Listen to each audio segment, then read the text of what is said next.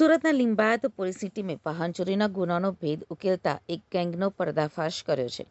Police તપાસમાં સામે આવ્યું છે કે આરોપીઓ સોશિયલ મીડિયા અને એઆઈ એપ્લિકેશનની મદદથી ચોરીના વાહનોની ડુપ્લિકેટ આરસી તૈયાર કરતા હતા.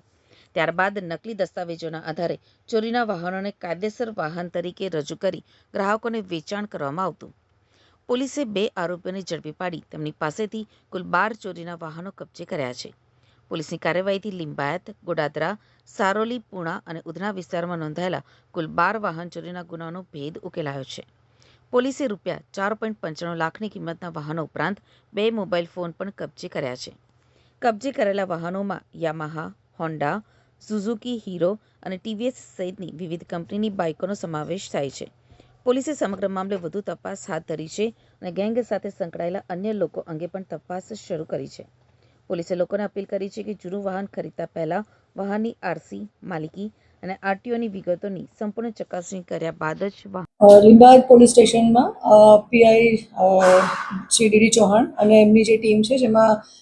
હેડ કોન્સ્ટેબલ છે વિક્રમભાઈ ગોવિંદભાઈ અને હેડ કોન્સ્ટેબલ છે અનિરુદ્ધસિંહ પ્રહલાદભાઈ, એ બંનેને બાતમી મળી હતી કે નીલગિરી સર્કલથી લઈ અને મીઠી ખાડી બાજુ જે આવતો રસ્તો છે ત્યાં 2 વ્યક્તિ બાઇક ઉપર આવી રહ્યા છે અને જેનું નામ છે મોઇન સુલતાન શેખ, જેની ઉંમર 28 વર્ષ છે. બીજો છે એની સાથેનો સોએબ શેખ, ગલી નંબર 5, આઝાદ ચોક, મીઠી ખાડી, બંનેના તેના જ રહેવાસી છે, જેની ઉંમર 22 વર્ષ છે. આ બંને જે બાઇક લઈને આવે છે એ ચોરીનું બાઇક છે એવી હકીકત મળતા ટીમે આખું એને વેરીફાઈ કર્યું. ઇગુસ્કોસ્ટમાં વેરીફાઈ કરતાં ખબર પડી કે જે આખું વ્હીકલ છે એની જે ડિટેલ છે એ ડિટેલ નાખતા ખબર પડી કે એ લિંબાયત સલાબતપુરા પોલીસ સ્ટેશનનું છે અને ચોરીની બાઇક આ છે. એની આગળ ડિટેલ કાઢી અને ઇન્ટ્રોગેશન કરતાં ખબર પડી કે જ્યાં મેઇન આરોપી છે મેઇન સુલતાન શેખ અને સોએબ શેખ અલી, જેઓ છેલ્લા 6 મહિનાથી આ રીતે ચોરીની બાઇકો લાવતા હતા, જેનું ગૂગલ એપમાંથી અને જે બીજી ફ્રી એપ્લિકેશન્સ આવે છે નેટ ઉપર એમાંથી ડિટેલ લેતા હતા કે એના માલિક કોણ છે, એનજી ચેસિસ નંબર શું છે, એની બીજી ડિટેલ શું છે, રજિસ્ટ્રેશન નંબર શું છે, એ મેળવી અને એઆઈની મદદથી ChatGPTમાંથી બીજી એપ્લિકેશન્સનો યુઝ કરી અને એક નવી જ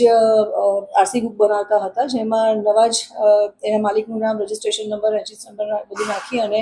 ફ્રોડ ડોક્યુમેન્ટ ઊભું કરી, નવી આરસી બુક ઊભું કરી અને આ રીતે એ લોકોએ ગુનો આચર્યો છે. જેમાં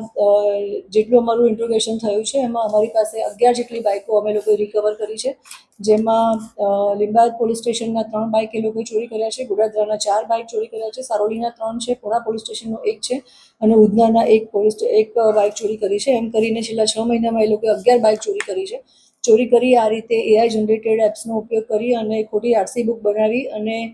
બીજા વ્યક્તિને વેચી દેવી અથવા તો ગીરો આપવી 25 થી 30 હજાર રૂપિયામાં, અને ફરી પાછું ક્યારે ગીરો આપેલી બાઇક છે એને ક્યારે લેવા ન જવી, એ રીતની એમો આચરી અને આશરે 11 જેવા બાઇકની ચોરી અત્યારે લિંબાયત પોલીસ સ્ટેશનમાં અમે લોકો ડિટેક્ટ કરી છે અને બંને આરોપીને અમે એરેસ્ટ કર્યા છે. ઉંમર 22 અને 28 છે, જેઓનું ગુનાહિત ઇતિહાસ અત્યારે અમારી પાસે હજી ચેક કરતાં કોઈ મળી આવ્યું નથી, પરંતુ હજી અમારું ઇન્ટ્રોગેશન અને ઇન્વેસ્ટિગેશન ચાલુ છે કે અગાઉ એ લોકોએ આ પ્રકારના કોઈ ગુના આચર્યા છે કે નહીં.